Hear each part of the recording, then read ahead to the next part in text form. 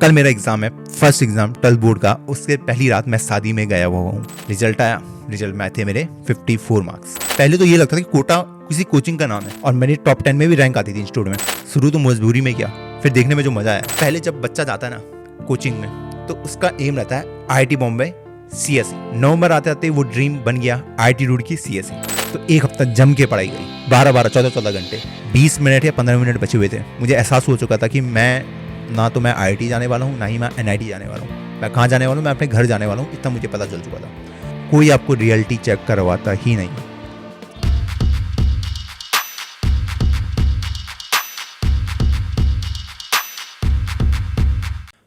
आज की वीडियो में मैं आपको बताऊंगा अपनी IIT JEE जर्नी के बारे में, जिसमें मैं बहुत बुरी तरीके से फेल हुआ था। क्या मैंने गलतियाँ करी थी, क्या उनसे मैं सीखा, आज इस वीडियो में आपको पूरे डिटेल में बताऊंगा। सो जो लोग पहली बार वीडियो को देख रहे हैं उनको मैं अपना इंट्रोडक्शन देना चाहूँगा। So hello everyone, my name is Rohit Negi और मैंने अपना बीटेक एक Tier 3 कॉलेज से किया है। Tier 3 कॉलेज बोले तो वो कॉलेजेस जहाँ कंपनीज नहीं आती हैं, जहाँ एक्सपोजर बहुत ही कम होता है। उसके बाद मैंने वहाँ से गेट निकाला और वहाँ से मैं IIT गुवाहाटी में मैंने अपने मास्टर्स किया और वहाँ से मैंने इंडिया का टॉप मोस्ट पैकेज निकाला 2 करोड़ से ऊपर का। तो ये मेरा छोटा सा एक इंट्रोडक्शन है। तो बिना किसी देरी के मैं वीडियो को शुरू करता हूँ। तो मैं अपनी IIT JEE की जर्नी स्टार्ट करूँगा जब मैं क्लास 12th में था। सच बोलूँ तो मैंने कभी नाम भी नहीं सुना था IIT JEE का। तो उस टाइम पे फॉर्म निकले थे कि IIT JEE के फॉर्म आ रहे हैं, भर लो। और ना ही टीचर कभी डिस्कस करते थे कि यार फॉर्म आए हैं, भर लो, या उसका एक्सपोज़र, क्योंकि मैं एक गांव के इलाके से हूँ तो वहाँ इतना एक्सपोज़र नहीं होता इन चीज़ों का। तो मेरे जो फ्रेंड्स थे, मेरे 3 दोस्त हैं, तो उन दोस्तों ने मुझे बताया कि IIT JEE का फॉर्म भर लेते हैं। और ये भी नहीं पता था कि फॉर्म भर के मिलेगा क्या, बस ये पता था कि IIT नाम का कोई इंस्टीट्यूट होता है, वहाँ से बीटेक करते हैं, बस इतना ही पता था। और ये भी नहीं पता था कौन सा टॉप मोस्ट कॉलेज है, कैसा है, कुछ पता नहीं था। अब की जो जनरेशन है उनको तो बहुत कुछ पता है। मैं आज से 6-7 साल पहले की बात कर रहा हूँ। तो फॉर्म की फ़ीस शायद 1000 रुपये थी। तो मैं गया अपने दोस्तों के साथ फॉर्म भरने कैफ़े में। तो हमने कहा भैया हमें IIT JEE का फॉर्म भरना है। तो उन्हें लगा कि JEE मतलब जूनियर इंजीनियर, जो एक गांव के इलाके यार जो वैसे इलाकों से होंगे उन्हें पता है कि उन्हें बस यही पता है कि JEE मतलब जूनियर इंजीनियर। उन्होंने कभी IIT JEE सुना ही नहीं है। तो उन्हें लगा हम किसी सरकारी नौकरी के लिए अप्लाई कर रहे हैं। तो उन्हें हमने पहले समझाया कि नहीं नहीं, इस वेबसाइट से अप्लाई करना है। पहले हम सब कैफ़े ही जाते थे। तो उन्होंने हमारा फॉर्म भरा, फ़ीस भरी और हमारा फॉर्म भर गया और अपनी जर्नी स्टार्ट हो गई। तो मेरा 12th का भी एग्ज़ाम था, ना ही मैं अपने क्लास 12th के लिए इतना सीरियस था उस टाइम पे। तो जब जनवरी का टाइम आया, फ़ैब लास्ट से शायद हमारे एग्ज़ाम शुरू होने वाले थे 12th बोर्ड के, तो वहाँ से मैंने थोड़ा पढ़ना शुरू किया। IIT JEE का मैंने बिल्कुल भी नहीं पढ़ा था। मुझे लगता था कि IIT JEE के एग्ज़ाम में आप हंसोगे कि एप्टीट्यूड, GK, मतलब ये सभी पूछा जाता होगा इस एग्ज़ाम में। लिटरली मुझे यही लगता था, क्योंकि जो जनरली जो बाकी एग्ज़ाम होते हैं सरकारी नौकरी, उनमें भी ऐसी चीज़ें ही पूछी जाती हैं। तो मुझे लगा कि यहाँ भी ऐसी ही चीज़ पूछी जाएगी। तो मैं इतना पिछड़ा हुआ था, मैं आपको बताऊं। पिछड़ा हुआ नहीं बोलूँगा, कि पता ही नहीं था किसी चीज़ का, क्योंकि उधर उतनी जागरूकता थी नहीं। उसके बाद जब मेरे 12th के बोर्ड आने वाले थे, आप यकीन नहीं मानो, मैं इतना भी सीरियस नहीं था अपने बोर्ड के लिए। मतलब कल मेरा एग्ज़ाम है, फर्स्ट एग्ज़ाम 12th बोर्ड का। उसके पहली रात मैं शादी में गया हुआ हूँ, खाना खा रहा हूँ। ये भी नहीं सोचा कि कल अगर मेरा पेट खराब हो जाए या मेरी कोई तबीयत खराब हो जाए इस खाने को खा के, तो क्या होगा, सोचा ही नहीं। और फैमिली भी साथ लेके चली गई। फैमिली वालों को लगा कि बेटा एग्ज़ाम प्रेशर में होगा तो थोड़ा प्रेशर रिलीज़ हो जाएगा। इसका मतलब ये नहीं है कि मैंने बिल्कुल तैयारी नहीं करी थी 12th बोर्ड के लिए। बोर्ड के लिए मैंने तैयारी करी थी, जनवरी से मैंने स्टार्ट कर दिया था, जनवरी फ़ैब, और मैंने इस तरीके से अपना बोर्ड का एग्ज़ाम दिया। अब बोर्ड ख़त्म हो गए तो पापा ने याद दिलाया कि भाई तुमने एक IIT JEE का भरा है तो उसके लिए पढ़ना भी पड़ता है। क्योंकि मैं पढ़ नहीं रहा था उसके बाद, उससे पहले मैं बोर्ड के लिए पढ़ रहा था। तो मैंने 2-3 दिन मस्ती मारी। पापा ने कहा चलो बुक्स लेके आते हैं आज। तो मैं पूरा मार्केट घूमा, तो मुझे एक बुक मिली मार्केट में, पूरे मार्केट में सिर्फ एक बुक मिली। वो शायद अरिहंत की बुक होती है, लास्ट 10 ईयर्स या लास्ट 20 ईयर्स के उसमें क्वेश्चंस होते हैं। वो बुक मैं लेके घर आ गया। उस दिन मुझे पहली बार पता चला कि नहीं, इसका जो सिलेबस है उसमें फिजिक्स, केमिस्ट्री और मैथ्स ही पूछा जाता है। तो मैंने सोचा चलो पढ़ा तो है ही अभी बोर्ड के लिए, तो वही तो पूछा जाएगा। जब खोला तो अपनी औकात नज़र आ गई कि नहीं होगा, क्योंकि उसमें 11वीं की फिजिक्स, केमिस्ट्री, मैथ्स, वो 11वीं वाला पोर्सन शायद कुछ ज़्यादा ही होता है। केमिस्ट्री के फिर भी थोड़े बहुत क्वेश्चन बन जा रहे थे, लेकिन बाकी चीज़ों के नहीं बन रहे थे क्वेश्चन। मैथ्स मेरी अच्छी थी, लेकिन उस लेवल की अच्छी नहीं थी कि मैं एक जेई का एग्ज़ाम, आईटी जेई का एग्ज़ाम निकाल पाऊँ।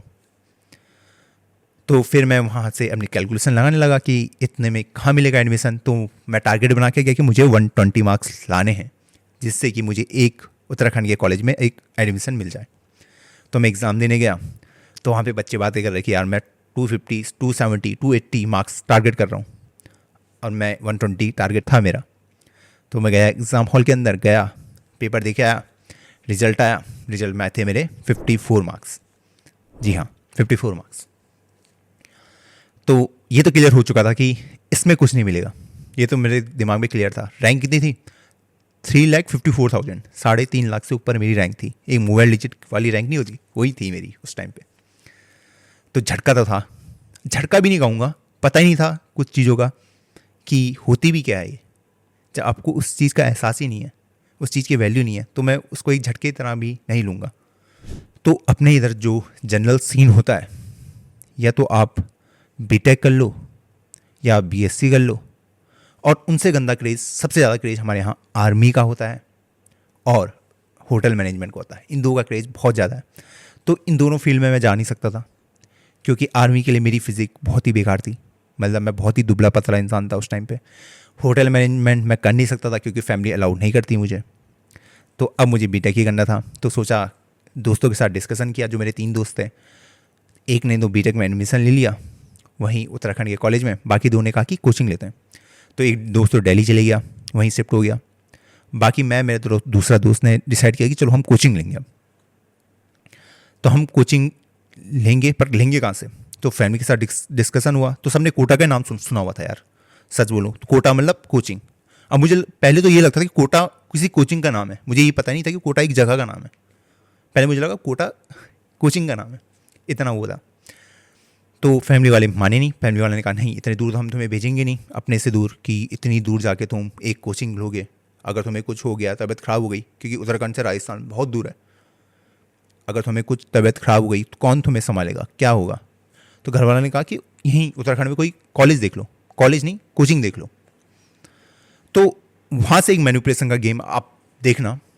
जब भी IIT-JEE का रिजल्ट आता है, ये एडमिशन का टाइम आता है, जो लोकल कोचिंग होंगी वो अपना ऐड भर भर के चलाती हैं। लोकल ही नहीं, जो बड़ी बड़ी कोचिंग भी होंगी वो भी। तो उस कोचिंग ने ऐसा दिखाया कि हमने 60 बच्चों का सिलेक्शन करवाया है, 60 बच्चों का हमने सिलेक्शन करवाया है, और टोटल बच्चे थे 110।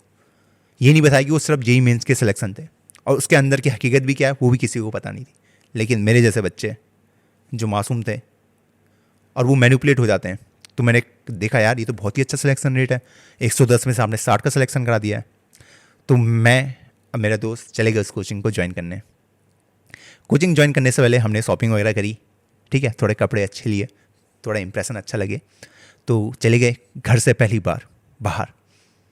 बहुत मज़ा आता है जब आप घर से पहली बार जाएं, आज़ादी मिलती है, एक फ्रीडम मिलता है। फ्रीडम के साथ एक और चीज़ आती है, जितनी ज़्यादा फ्रीडम उतने ज़्यादा चांस है आपके बिगड़ने के। एक्सपोनेंशियल ग्रोथ हो सकती है आपके बिगड़ने में, अगर आपने खुद को संभाला नहीं। ये मेरे साथ भी हुआ। पहले 2 महीने आप सभी इस चीज़ से रिलेट कर पाओगे मेरे। पहले 2 महीने मैंने इसे जम के पढ़ा, ताकत लगा के पढ़ा कि यार मुझे पढ़ना है, सब कुछ पढ़ना है, ठीक है, पूरी जान लगा के पढ़ा। और मेरी टॉप 10 में भी रैंक आती थी इंस्टीट्यूट में, 300-400 बच्चे रहते थे कोचिंग में, और मेरी रैंक आती थी अच्छी टॉप 10 में। पर मुझे एक चीज़ पता नहीं थी कि मैं एक कुआं का मेंढक हूँ। मुझे लगा यही है मेरा संसार, क्योंकि छोटी कोचिंग थी, आपको एक्सपोजर का पता नहीं है कि बाहर क्या है। बाहर मुझसे भी बड़े बड़े खिलाड़ी हैं, मुझसे क्या, मुझसे 1000 गुना अच्छे लोग हैं, मुझे पता नहीं था। फिर 2 महीने बाद मेरा हुआ बिगड़ने का टाइम शुरू।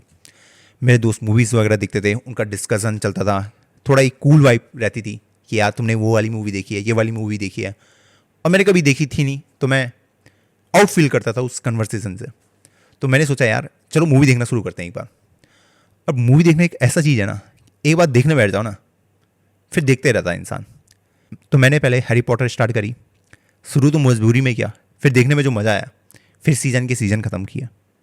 हैरी पॉटर हो गया, हॉलीवुड की बहुत सारी सीरीज़ हैं, फास्ट एंड फ्यूरियस, काफ़ी सारी सीरीज़ ख़त्म कर दी।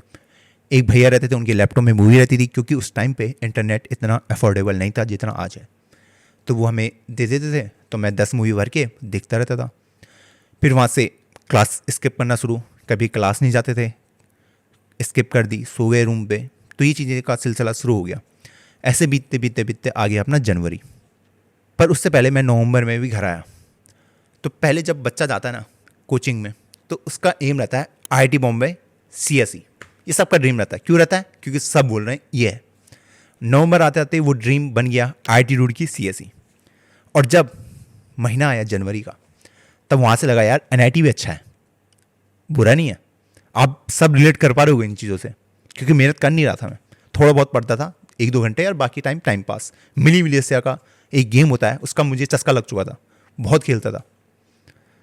तो जनवरी में लगा एनआईटी भी अच्छा है, और पूरा साल बस यही चेक करते रहते थे कि कितने रैंक में कौन सा कॉलेज मिलेगा, इंस्टेड ऑफ कि मैं थोड़ा मेहनत करूं, थोड़ा एफर्ट डालूं। वो नहीं करता था, वो किया ही नहीं। तो जनवरी के महीने में सोचा यार थोड़ा पढ़ लेते हैं। तो मैंने सोचा ये माहौल बदलना है, तो मैंने सोचा चलो ये जो हॉस्टल में अभी रहता हूँ ना, यहाँ मैं पढ़ नहीं पाऊँगा। तो मैं हॉस्टल देखने भी गया बाहर, पर मुझे मिला नहीं कहीं हॉस्टल वगैरह। तो मैंने कहा अब यहीं से पढ़ना शुरू करते हैं, देखी जाएगी। फिर भी नहीं पढ़ा। फिर ऐसे बीते बीते आ जाता मार्च का एंडिंग, अब एग्ज़ाम को रह जाते मात्र 1 वीक। फिर जो फटती है इंसान की कि यार अब तो पढ़ना ही है, अब कोई ऑप्शन ही नहीं है मेरे पास। तो 1 हफ्ता जम के पढ़ाई करी, जम के, कुछ नहीं करना सर, पढ़ते रहते थे 12-12, 14-14 घंटे। पहले 1-2 घंटे भी नहीं पढ़ते थे, लास्ट टाइम पे 12-12, 14-14 घंटे।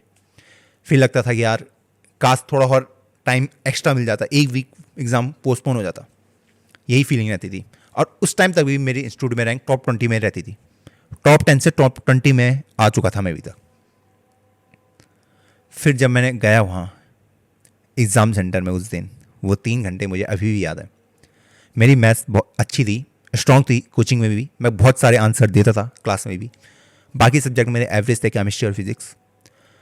तो मैं बहुत ही ओवर कॉन्फिडेंस था कि मैं 120 में से 100 मार्क्स सिर्फ मैथ्स पे लेके आऊँगा जेईई मेंस के एग्ज़ाम में। तो एग्ज़ाम मैंने शुरू किया, कुछ नहीं हुआ। 1.5 घंटे निकल गए, मेरे से 21 क्वेश्चन अटैम्प्ट थे मैथ्स के। और उस टाइम पे मुझे लगा कि यार मैं गया।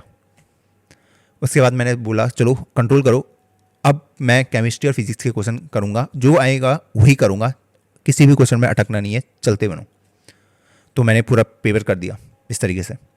मुझे जब 20 मिनट या 15 मिनट बचे हुए थे, मुझे एहसास हो चुका था कि मैं ना तो मैं आईआईटी जाने वाला हूँ, ना ही मैं एनआईटी जाने वाला हूँ। मैं कहाँ जाने वाला हूँ? मैं अपने घर जाने वाला हूँ, इतना मुझे पता चल चुका था। तो मैंने सोचा कि यार चलो एक रिस्क लेते हैं, सारे पे तुक्के बेलो, सारे पे, सारा जितने बचे थे मैंने सारे तुक्के बेल दिए, ऐसे BBCCDDD जय माता दी वाला सीन, देखा जाएगा। और मैं एग्ज़ाम दे के घर आ गया। घर आया, चेक उक करा, तो कुछ दिन बाद रिजल्ट आ गया। तो 151 मार्क्स थे मेरे, और रैंक अराउंड 67,000 थी मेरी। फिर वहाँ से उसी कोचिंग का फिर से शुरू होता है कि इस साल हमने 200 बच्चों का सिलेक्शन करवाया है 300 में से। और मैं आपको बताऊंगा, उस न्यूज़पेपर में भी हमारी फ़ोटो आई थी, पूरा एक फ्रंट पेज में फ़ोटो आ रही थी सारे बच्चों की जिनका सिलेक्शन हुआ था, और उनकी भी फ़ोटो थी जिनका सिलेक्शन नहीं हो रखा था। अब वो चीज़ मुझे हर्ट करी कि मुझे भी इसी तरीके से बेवकूफ़ बनाया गया था पिछले साल, कि उसमें वो बच्चे भी थे जिनका सिलेक्शन नहीं हुआ था, कोई बैकग्राउंड चेक नहीं, सिर्फ खुद का प्रमोशन, बाकी बच्चे के फ्यूचर की किसी को फिक्र नहीं। अभी आप देखते होंगे रियलिटी में, ऑनलाइन में, कि हमने 1000 बच्चों का सिलेक्शन करवाया, कोई डेटा ही नहीं है यार किसी के पास। अगर कोई कोचिंग आपको बोलती है कि उसने 1000 बच्चों का सिलेक्शन कराया है, क्या उसने आपको ये बताया कि उस कोचिंग में 1 लाख बच्चे पढ़ते थे? कभी नहीं बताया। इस पूरी रेस में 2 टाइप के बच्चे होते हैं, एक होता है मनी मेकिंग क्राउड, एक होता है रैंक मेकिंग बच्चे। जो रैंक मेकिंग बच्चे होते हैं ना, इनको अलग तरीके से ट्रीट किया जाता है, इनको पर्सनल ट्रेनिंग दी जाती है, मेंटरशिप दी जाती है, बेस्ट फैकल्टीज दी जाती हैं। और जो ये जहाँ का मैं हिस्सा था, जहाँ के मैक्सिमम बच्चे हिस्से होते हैं, जो हम क्राउड है मनी मेकिंग, उनके लिए हम इसका हिस्सा दें, ना कि इस वाले पार्ट का। अभी हम क्या कर रहे हैं, हम स्पैम करते हैं कि ये कोचिंग बेस्ट है, वो कोचिंग बेस्ट है। कोई भी वो आपकी लाइफ में कुछ भी वैल्यू ऐड नहीं करने वाला है, ये आप मानो या ना मानो। बहुत ज़्यादा टाइम वेस्ट हो जाता है सिर्फ ये सोचने में कि कौन सा कोचिंग बेस्ट है। मैं अपने सर को डिफेंड करूँगा पूरे प्लेटफॉर्म में, पूरा टाइम वेस्ट हो जाता है यार। कोई आपको रियलिटी चेक करवाता ही नहीं है। मे बी आप में से कुछ लोग IIT-JEE के एग्ज़ाम में फेल हो गए होंगे। मैं आपको एक चीज़ बताना चाहूँगा, किसी को भी ब्लाइंडली फॉलो मत करना। अब आप मैच्योर हो चुके हो या मैच्योरिटी आ जाएगी, आपको धीरे धीरे चीज़ों का एहसास होगा। किसी को भी ब्लाइंडली फॉलो नहीं करना। इवन मैं भी, अगर मैं भी कुछ गलत बोलता हूँ उसको अपोज करो। आप करते भी हो, मुझे अच्छा लगता है, पर किसी को भी ब्लाइंडली फॉलो नहीं करना है, ये मैं आपको बताना चाहूँगा। और अभी जो भी अगर कोई IIT-JEE में फेल हुआ है, मुझे पता है कॉन्फिडेंस टूट जाता है इंसान का। वो खुद को समझता है कि वो कुछ कर ही नहीं सकता है ज़िंदगी में।